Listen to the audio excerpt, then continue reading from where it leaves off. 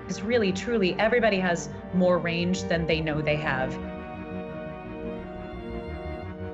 If you haven't studied voice, you have a bigger voice, literally bigger like in volume, but also bigger just in range and color and nuance than you could possibly know. Lawsome, the podcast for law firms. Powered by Consultwebs.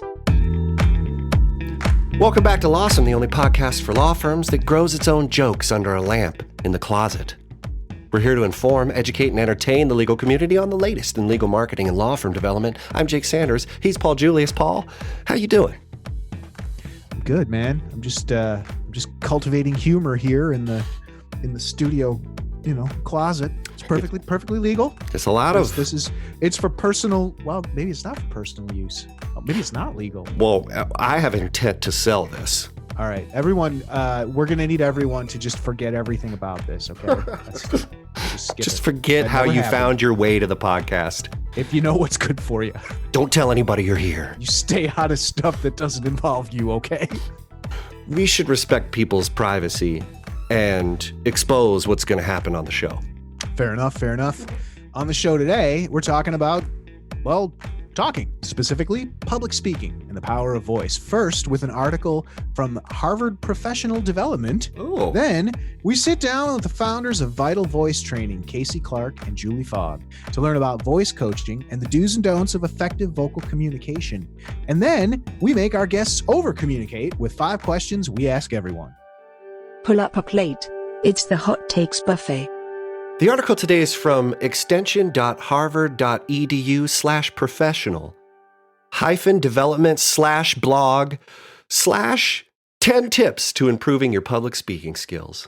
Just rolls off the tongue. I'll never forget it. Yep. Paul, you found this. Do you want to introduce it?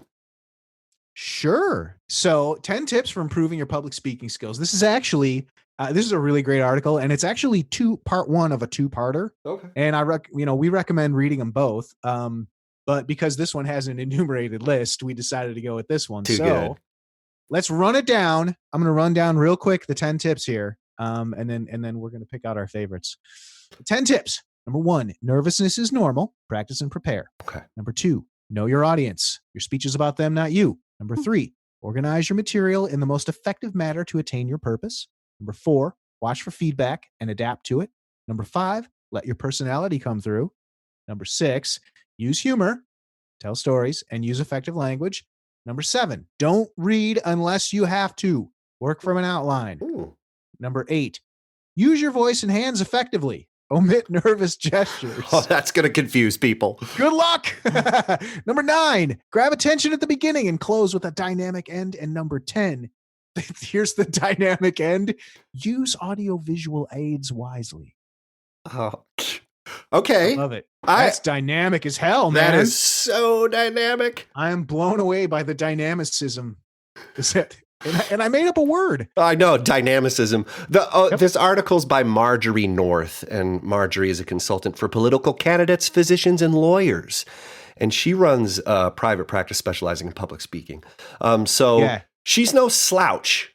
What's your favorite tip, Jake? My favorite tip, I think, judging on what Casey and Julie talk about later, how their whole methodology is to escape the idea of perfection and embrace this more authentic version of the way you communicate and being a bit more of yourself. I think we sort of have it confused that we want to be very buttoned up. And so I think some of my favorite tips are, let your personality come through. Don't read the words. You work from an outline. So you're really prepared. You know the material back and forth. You can play around with it. You can improvise, taking pauses, using your breath. Those are things that Julie and Casey talk about later that adds to this. But I think this is perfect. I mean, my whole problem is, I think if you read this and then went into a public speaking gig, I think you'd be ruined. I think you'd be ruined. Your hands would be going everywhere. Too much of your personality would come through. You'd be looking at the feedback too much, like watching one person and be like, why aren't they looking at me? Why don't they love me? So I like this. And I think the main core is be a little bit more loose with the way you prepare by over preparing ahead of time. And then having the grace with the material to, be free with it. That's my thought, man. What do you think? Yeah. Great points. And really, especially what you're talking about is, you really could just overload the circuits trying to do all this at once. But I guess I was looking at this more from, like if I just handed this off to, one of my kids who was going on to their first debate club debate, Right. That's one thing. But trying to convey this to lawyers, I think is a little bit different. And I think from that perspective, the one that I like the most is number 2, know your audience. Your speech is about them, not you. I think there's a lot of lawyer tricks. You know what I mean? You say something really loud, and then when you want to emphasize something, you get really quiet. Oh yeah. You know what I mean? And I think like that's just one, lawyers do all that kind of stuff. It's kind of routine. It's kind of it's what we do. It's lawyers. I'm orating in the courtroom or whatever. Right. Don't forget that. Okay. It's easy to flip a switch and say, I'm putting on my, courtroom suit and my courtroom voice. Right. And I'm going to go in there and do this. I think knowing who you're talking to and how a good way to communicate that is, and I'm just using the courtroom as an example, depositions or something else. Talking to prospective clients is something else. So to me, I would say, while lawyers may have overcome, some of the nervousness things or using their hands, stuff like that, I really think that something that everybody needs to pay attention to, but particularly people who do this a lot, is, remembering that the speech is about your audience, not about you. And this over preparation, thinking about how I'm delivering, it's rare. You're way inside your head. And Casey and Julie, they say that's the worst place to be. Yeah, because you're really analytical. Really trying to. Did I say that right? Did I end that with a T? And then you're not even paying attention to yourself properly, and to your point, your audience is just glazed over like a dozen donuts, Yeah, and you're paying attention to the wrong thing. Now you're like, did I wipe my eyebrow? Did I do it again? Did I just develop a nervous tick? Like, right. Okay. I keep wiping my eyebrow. Yeah. Now I'm wiping this person's eyebrow. It's great. This is getting out of hand. Should I be touching them as I talk to them? Yeah. I mean, it depends. You have to know your audience. You may number 11 need to do that. Yeah. Number 11 is don't touch anyone. Okay, good. Hands off the eyebrows, folks. No, this is amazing. This Marjorie North is she's a clinical director in the Department of Speech and Language Pathology and Audiology at Northeastern University. She's laying down real good stuff here in this link. And it is exactly what Casey and Julie are talking about. But there's something to the way that they help people feel good about who they are.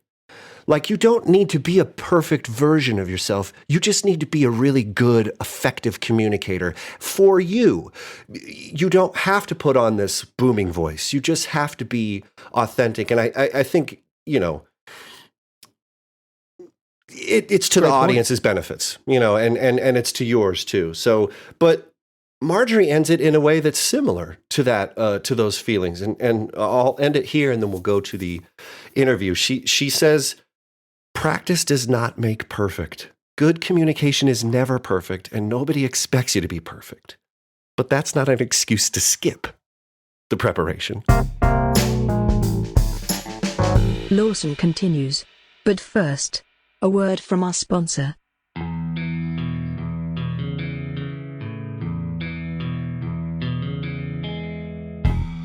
Since 1999, Consultwebs has been helping law firms connect with clients on the web, connect digital marketing success with firm success, and connect their business goals to proven strategies that help them get the most out of their legal marketing.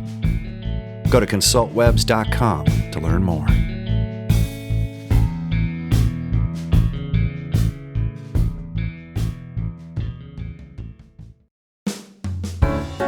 And now, for a Lawsome interview. Dubbed the public speaking goddesses, Casey Clark and Julie Fogg are both co-founders of Vital Voice Training, a vocal consulting agency focused on changing the world by teaching a deeper understanding of what effective communication looks like. Casey and Julie are both conservatory-trained actors with thousands of hours of vocal coaching experience working with everyone from industry executives in a boardroom in Finland to acting students in a classroom in Harrison, New York. After a wonderful exchange on Twitter about vocal fry and female lawyers, we linked our ambitions together to bring you this amazing interview. Casey, Julie, welcome to Lawsome. Thank you so much for having us. So explain Vital Voice Training. What problem in the world were you trying to solve when you established this business? And then how does all of that relate back to the legal community? I'm going to jump right in and take this, Julie. So, Yep.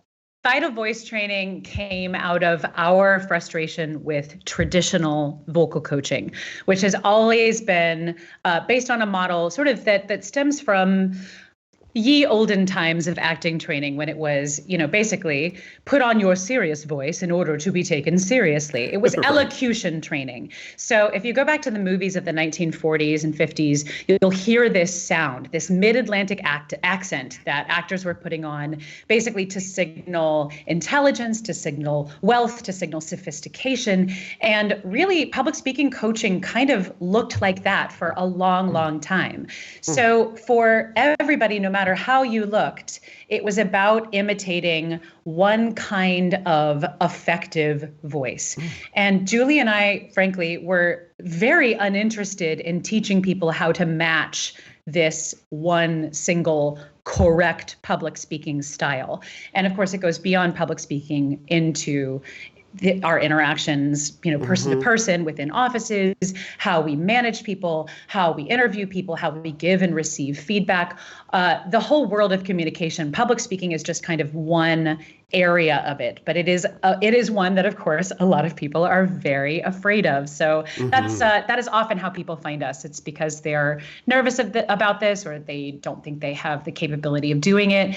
And we love teaching people how to feel confident in their authentic voice. And then, so Julie, talk about lawyers. Have you guys worked specifically with lawyers? Because they tend to be in front of audiences a little bit if they're a trial lawyer. Yeah, we've worked with a few. When it comes to voice and lawyers, I think it's pretty clear the significance of persuasion in a courtroom situation, in addition to clarity. So what we find with lawyers a lot is a combination of helping them understand nerves. As you talked about, the sweat on the upper lip must have some sort of biological function. I'm not sure how that saved us from predators other than to make us like completely gross. Glistening. Yeah, Right. But everything is a conversation. So even if you're a lawyer in front of a courtroom or in front of a judge, it's still a conversation. So we help people break down those pieces of those given circumstances, including things like status. What are the rules of the room? What's appropriate? Because when we're talking about authentic voice, we're not talking about in a rule-free way. We still exist in a society. And then in addition to that, how do you keep your breath? How do you get your volume even when those nerves are pressing down on you? How do you learn how you can get to that crescendo moment when structuring a speech? How do you learn those things without it becoming an imitation of somebody else and it's actually coming from you? And that's all doable. So those are the skills that we like to teach, definitely lawyers and anyone who's standing up in front of a crowd. Is, again, it's a conversation and it just looks different in different situations. Common voice problems that we've been talking about, that we connected on Twitter. Men, women have different issues, but it's always about women. Their pitch, Yes. their shrill, it's too the vocal fry, it's too fast. So you help clients handle these things. How do you unlearn these, and how are we so taken by certain vocal signatures and not questioning the other ones? Like, that's a big question, but have at it. Yeah, when it comes to criticism of women's voices, I feel like everyone feels they're entitled to it with some sort of a benevolence. Well, you might not know this, but you sound like a complete idiot. And a lot of the things that women are criticized for, men do too. So when we're talking about, common vocal problems, that's definitely a part of this. I think the biggest one we see is they all very often stem from not using enough breath when you speak. So no one's using vocal fry because you want to sound young or dumb. It's a reflexive adaptation to social groups that we're in, all of that stuff. But technically, it stems down to not using breath as you speak. We speak on an exhale. And just in our culture right now, we have a bit of what I like to call a post-breath culture, where we kind of think we only breathe to the top of our collarbone and that's it, But breathing's a whole body sport. And teaching people that kind of helps them get out of the framework of the sexy baby voice or the vocal fry, because you're connecting somebody to their whole instrument without beating them up and telling them they're wrong the whole way. Mm-hmm. Well, and for anyone who is outside Audre Lorde's mythic norm, the white, straight, cisgendered, middle-aged, well-educated white man, essentially. So it's not just women, it's people of color, it's LGBTQ people. They are under a unique level of scrutiny because they seem to, unconsciously often is how we, observe this stuff, fall outside of what we consider normal. So they are considered other. And I don't think that people mean to do this very often. I really do think, as Julie said earlier, it often comes from this place of can I give you some unsolicited, so helpful advice? They think they're helping, and what they're doing actually is shaming this person because, as we say all the time, everything that makes you makes your voice. And we do not develop our vocal habits in a vacuum. We develop them within conversation with other human beings, and we develop them as a reaction to what we see as the societally defined normal and what society sees as sexy, what society sees as leadership, what society sees as aggressive. And so we are often consciously or unconsciously trying to match something in order to fit in order to survive, and in order to succeed. So changing these habits has to start with, where are these habits coming from in the first place? So you mentioned speaking too fast. This is one that we see a lot, right? Figuring out where the rate of speech is coming from. If that is literally just the speed that this person's brain works at, and they have sort of forgotten that just because I've said words doesn't mean people have heard the words that I've said, because that is a real thing, especially when you're nervous.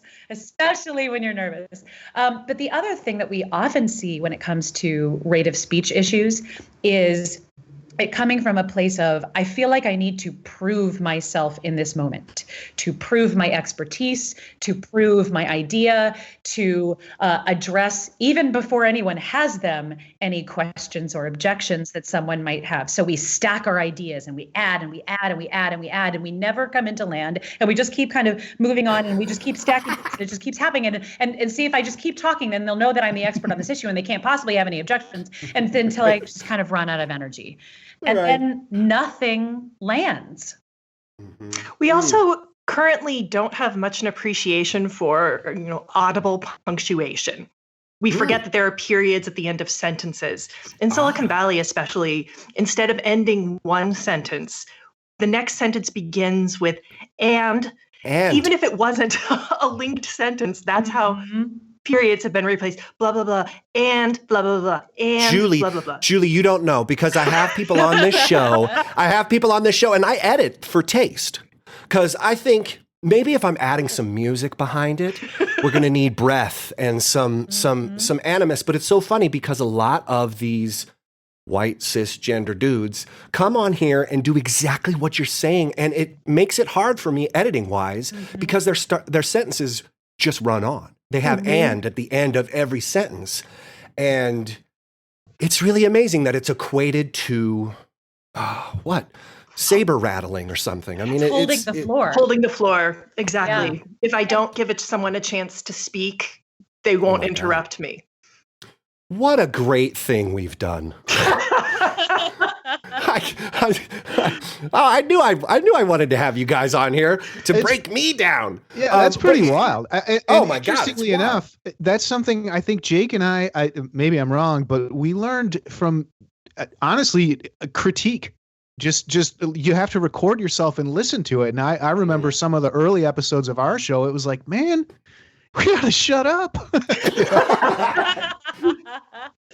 It's hard when you have a podcast because they don't want you to shut up, but they want to hear interesting words. And I could see why you get a little excited and you think it's all going to be a run-on sentence. In jazz world, we call that taking another chorus. Yeah. Like you don't need to take another solo here, homie. Like you've just expressed your whole life. You've done all your John Coltrane runs. You look like Charlie Parker left over some. I mean, it's just great. You did a thing.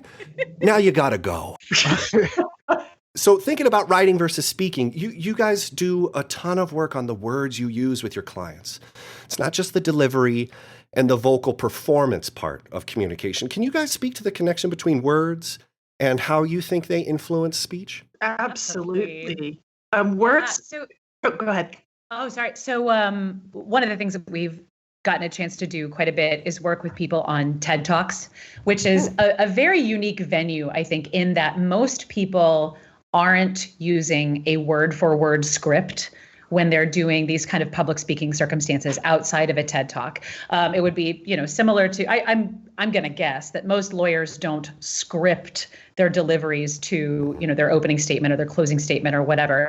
They have an idea of it. They have an outline. They know what they want to say, but then in the moment they're improvising it. When it comes to working on something like a TED Talk where things are way more scripted, it's a whole different ballgame. And so much of what we write on the page sounds great on the page, and then we speak it aloud. It sounds like we're reading a book report because we don't talk the way we write. And we don't write the way we talk necessarily, or most people don't. So figuring out the different, and take it back to the music example, figuring out the different rhythms of how we speak versus how something looks beautifully constructed on the page is something that we really geek out on. And that's part of the fun. Julie, I know you wanted to add. Yeah, words have a really beautiful specificity to them. And I think that Yes. we get a little lazy when it comes to choosing our words. And I'm not talking about big words. I'm talking about really understanding the nuances of words. So for me, I think words are really important. When it comes to written versus spoken language, there's a couple of parts to this. Number one, in the written language, we tend to go for the word that tickles our intellectual fancy. And when we're dealing with words in spoken language, there's the element of the sounds in the word in addition to the word's meaning. So you really get to communicate through those consonants and vowels almost just as much as the specific meaning of the word. I would also say that we work with a lot of English as a second language folks. So watching them, a lot of them are worried, oh, my English isn't good enough. Well, A, that's not true. If you've learned English, you probably speak it better than 99.9% of native speakers.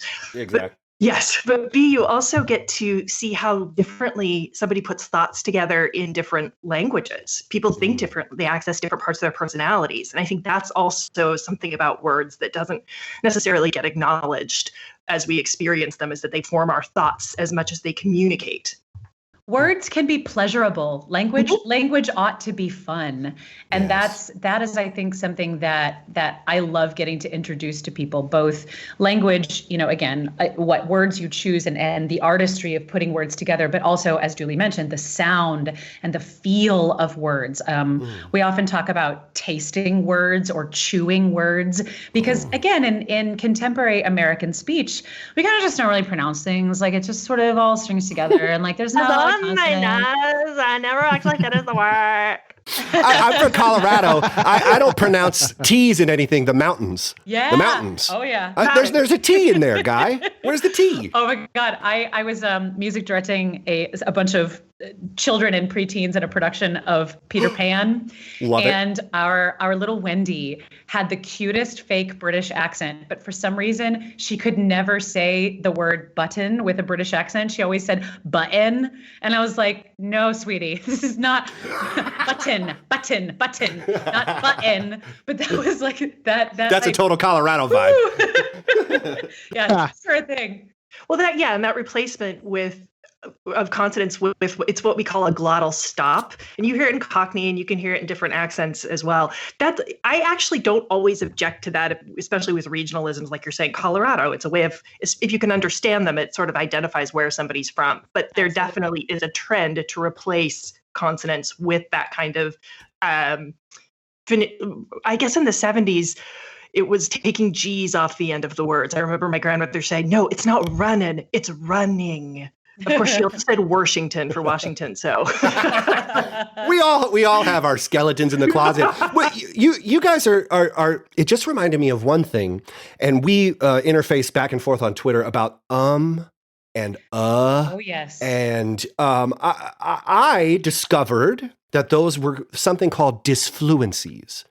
And that they actually serve a big major function in communication. And is a chance for the listeners to listen. And they say, oh, something's changed.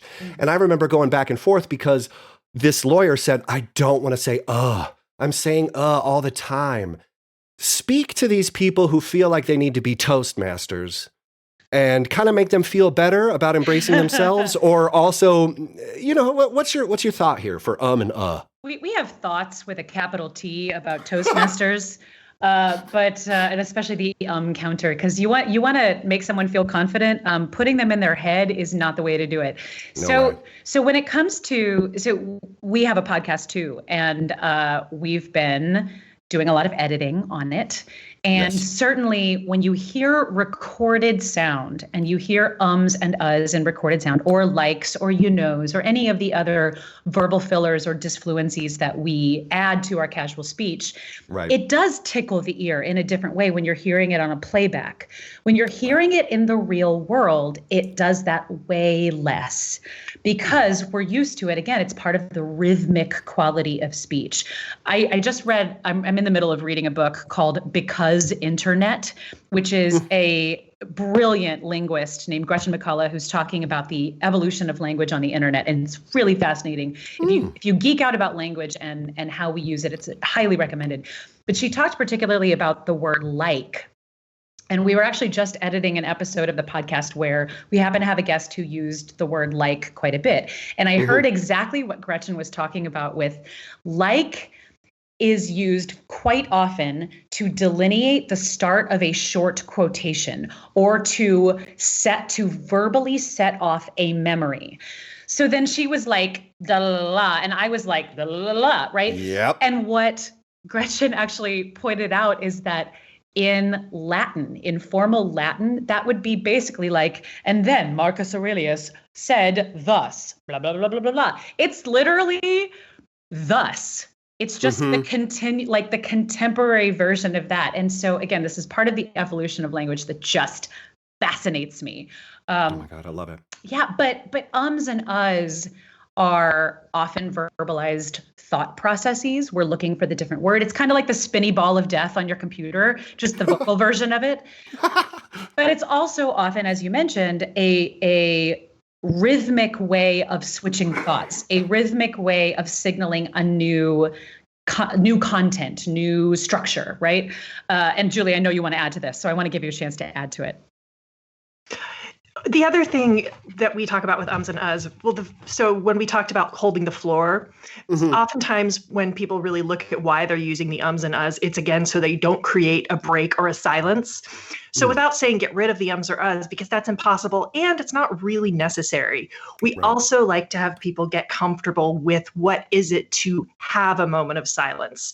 What is it to break my rhythm, to have that silence? Because again, using ums and uhs in a sentence rhythm, which you need to do on the courtroom floor because you're creating that rhythm, you're creating those traps or guides for people as you batter them. I don't know. I can't what else to call it. I'm with it. So they might be really important there, and with a deliberate intention to them, they aren't going to look like you just don't know what you're saying. I also think, though, that to learn to hold a space with as much energy as still speaking does, but in silence, is the sexiest skill you can learn. Totally. I mean, just that vibe. It's not just what you say, it's how you hold space. Silence is golden. Is that what they say? Anthony Hopkins is a master at using his silence for moments of power. Just Alan Rickman too. Yep. Well, and you want to know something that I don't like is in The Office, all the punchlines are silent when they just look at the camera. It's so true.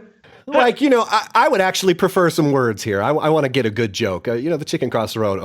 Anyway, Paul. Here's a tips and tricks for you when it go comes ahead. to landing comedy. Okay, so this is something that a lot of people don't realize until you tell them this is a technique. If you're trying to land a joke, you cannot move on the punchline. You have to hold stillness when you deliver a punchline. So you can move on the setup, move, walk around. If you want to deliver a punchline, you got to stop and say the punchline, and then you'll get the laugh. Does that happen? Would you be able to hear that on a podcast? Good question. I think podcasts are going to have to use more just rhythm because, you don't have that visual information, but yeah.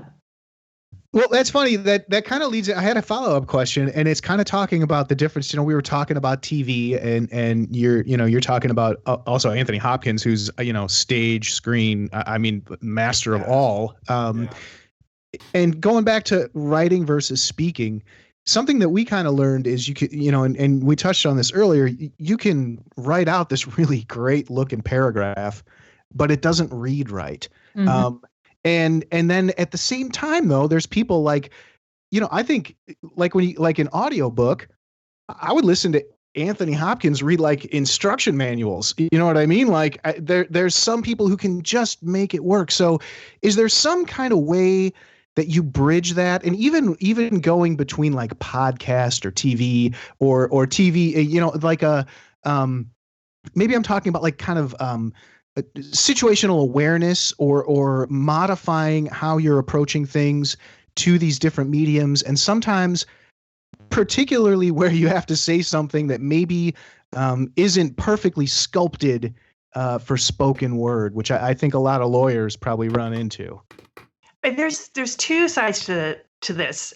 One is when we're talking to people about memorizing, we talk about memorizing idea to idea as opposed to word. So that's kind of separate from what I think you're asking. And when an actor takes a piece of text and looks at it, the first thing we do is look for the punctuation pattern. And again, we aren't using punctuation audibly as much now, but for the most part, if you start to look at, for example, a comma is a small catch breath, a period is a full stop and taking a breath. A semicolon is sort of a bounce to another idea. Parentheses are parentheticals. When we talk about parentheticals, we do this and this and this and this, back to this. There is a vocal change in real life speech. So being able to connect what we normally hear with what those symbols of punctuation look like on the page allows those words to transfer off the page to the spoken word without it sounding stilted, just like you're reading a piece of text. There's also something that happens, I think, when actors get to know their voices, they get to feel how your voice is a full body experience. And this is something that we teach people. People think of their voices coming from their mouth, coming from their throat. Your voice is a full body instrument in that our voice resonates in our upper bodies, the same way that the strings of a piano resonate in the wooden body of the piano, or the strings of the guitar resonate in the wooden body or the electric body of the guitar, right? So thinking of the voice as something that travels and vibrates and lives in your body, and this actually is still applicable whether you're speaking really quietly or really loudly. And that sense of the full body quality of the voice is what we find extremely attractive to hear as a listener, as opposed to the voice coming from a really tense, tight place in the throat, or like from the nose, or from one spot. We find this fullness of resonance to be really pleasant and lovely and energized to listen to. Nice. Well, and that kind of leads into a question I had.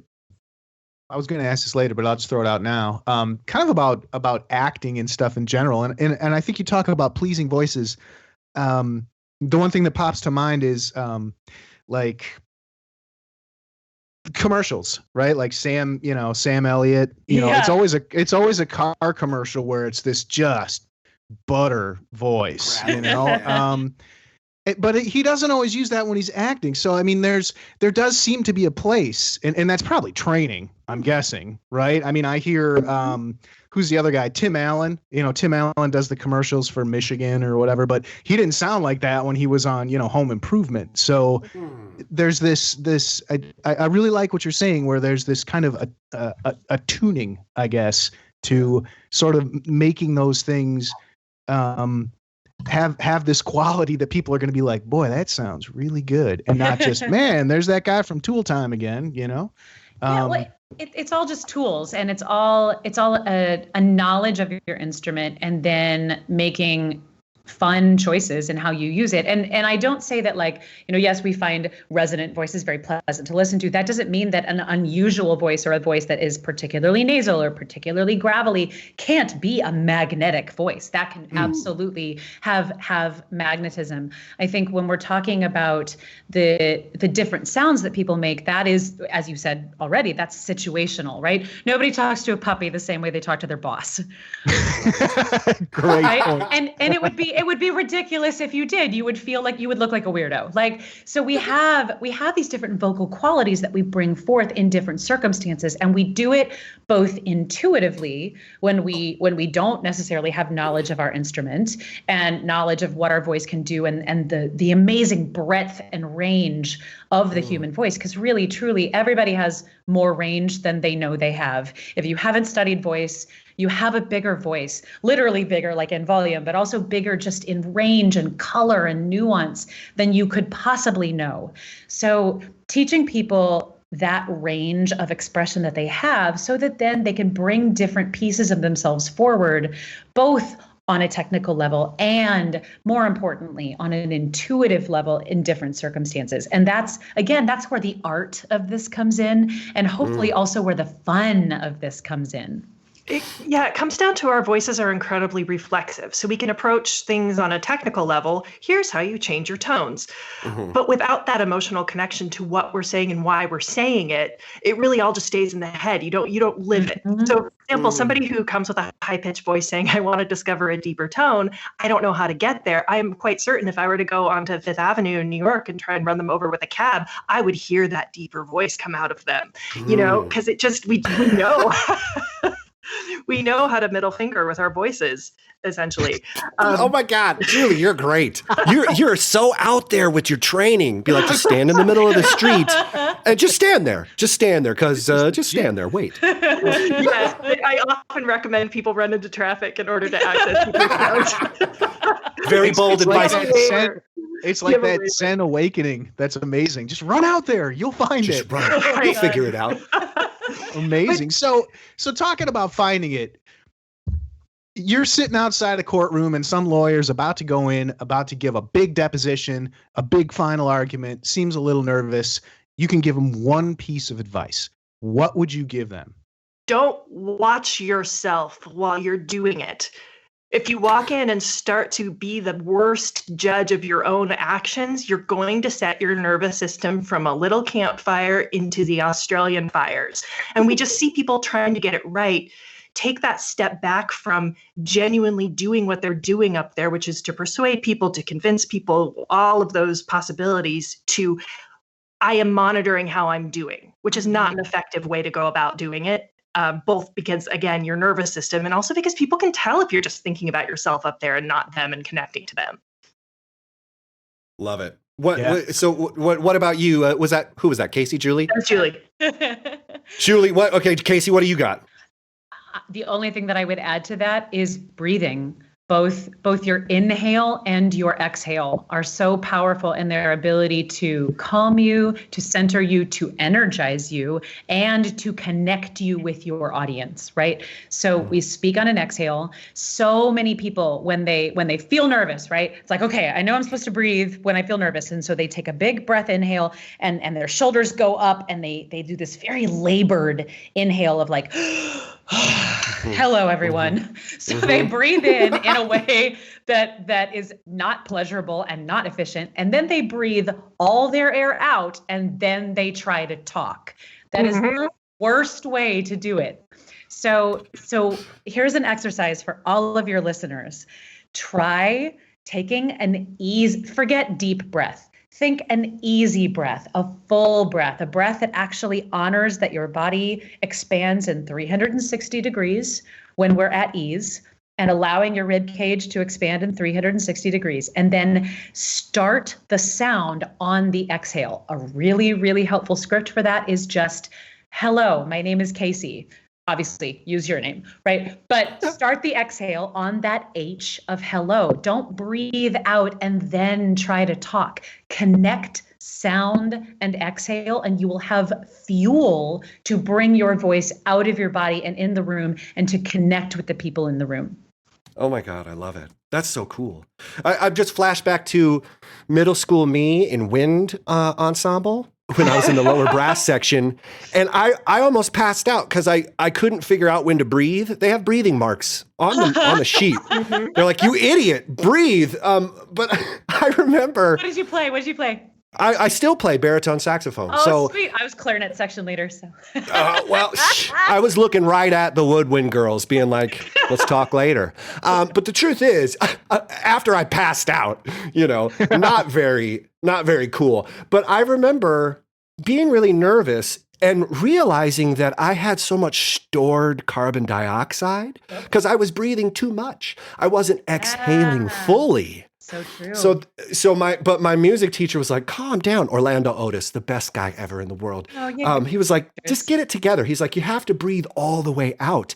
And it's so weird because I said, I want to make this passage. I have to have enough. And I kept breathing without fully exhaling. Mm-hmm. And I don't know if that probably happens in the high and tight chest world. Oh, yeah. And I mean, I can feel it right now in my heart. I'm getting anxious. Oh gosh. Well, it happens. Honestly, it's not as immediate, but string section checking in over here. I hear it. I've caught myself doing it, holding my breath, and I start playing faster, trying to get through at the end. So it's pretty amazing. But I gotta say, Jake, did the world open up for you once you learned like circular breathing? Was it like no? Circular breathing is actually dangerous because you don't offset the carbon dioxide. You just keep ingesting it. So Grover Washington Jr. died of a brain aneurysm. They think it's because circular breathing. Oh damn! I did not know that. So that's why I was like, well, then I don't need to know circular breathing because all you're doing is a parlor trick at that moment. Look how long I can hold this. Dark side of the force. Yeah. You don't want to mess with that. to be the dark side of the force for sure. I just remember when he did that exercise way back when, where he did that 24-hour saxophone note or something like that. But that's him, and you see, that's not his hair. That's not his natural hair. That's a bacterial infection that's got out of his. It never is. Anyway, listen. You guys have to go back, and we're releasing you back into the wild, but people want to learn more about vital voice training. They want to get tips. Where's this podcast? How can they find you on the internet? Sure. So our website is www.vitalvoicetraining.com. There was my T for you there on vital. VITALVOICETRAINING. And our podcast is called Voice Is, and we are doing these really, really fun interviews with fierce, funny, brilliant, compassionate, wise, wonderful people talking about all kinds of things. We've talked about code switching and self-compassion and risk and strut, and we're about to release episodes on faith, and we're hopefully going to talk to a sex researcher soon. We've got so many things that we want to talk about, so it's going to be really fun. Excellent.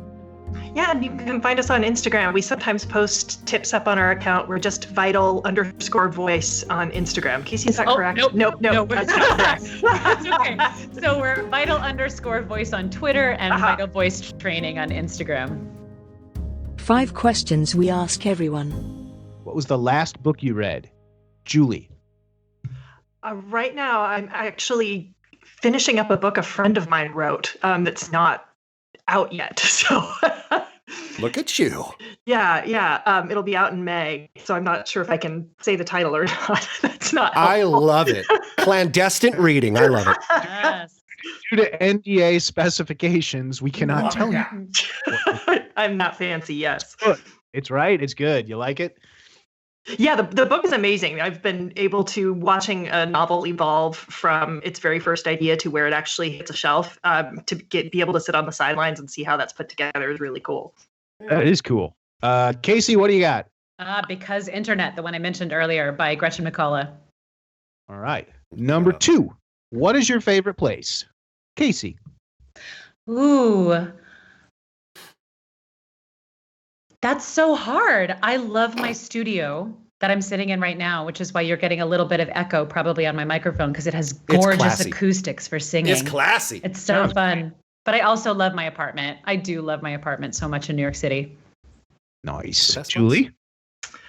There's in Seattle, Washington, where I grew up, Lake Washington has a small park. And there's a swing set there. And when you swing on it, you actually swing over the lake. It's just this, you wouldn't know it was there unless you knew it was there. But that is truly, I think, my favorite place. That's really cool. All right. Number 3. What sites, blogs, newsletters, or podcasts do you regularly check in with? Julie.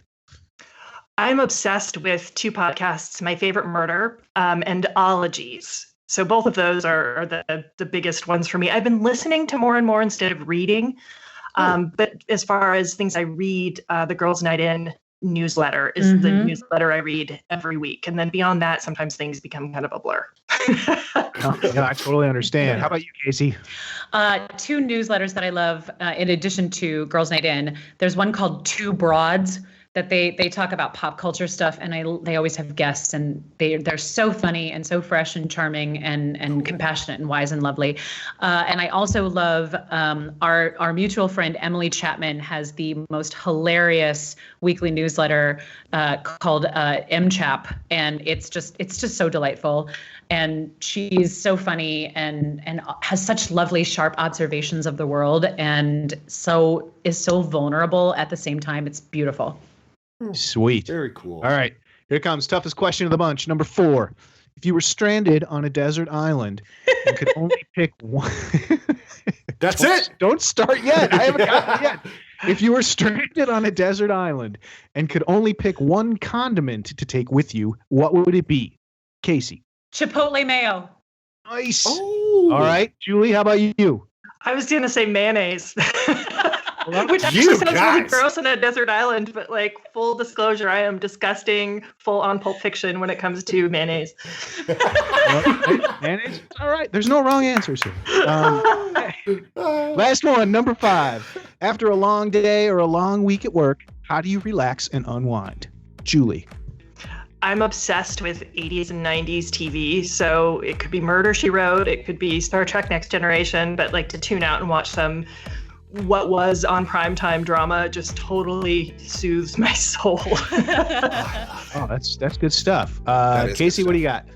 I've been trying very purposely to branch out of my, black hole of Netflix lately. So I've been working on puzzles, which is so dorky.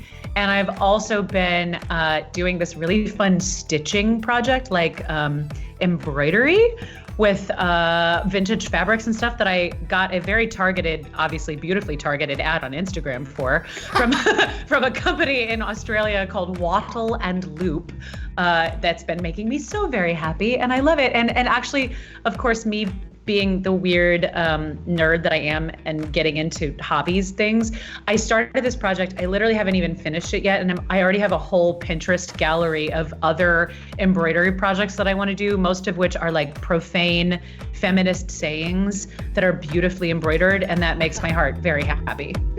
For show notes, links, and info, go to thelawsomepodcast.com or follow us on Twitter or Facebook. Be sure to leave us a review and rating in iTunes or wherever you find the you listen to. Until next week, stay lawsome.